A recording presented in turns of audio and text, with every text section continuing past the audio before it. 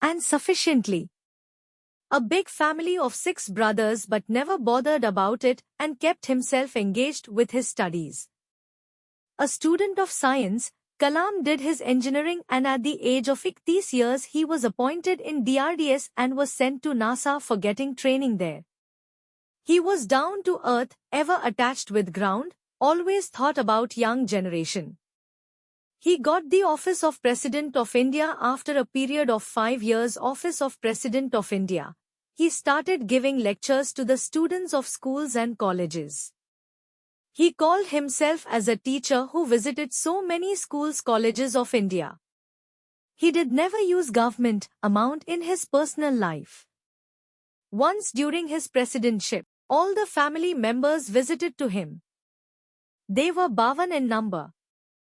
He deposited a check of total expenditure, i.e. 3.52 lakh to Government of India, which was spent on his family members.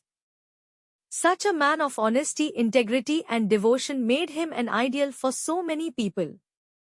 Lastly, he took his last breath on a stage in Shillong where he delivered a lecture to the students of IIM.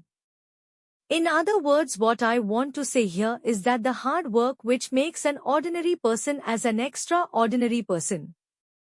In the same way, our former Prime Minister late Shri Lal Bahadur Shastri also belonged to a poor family of a farmer.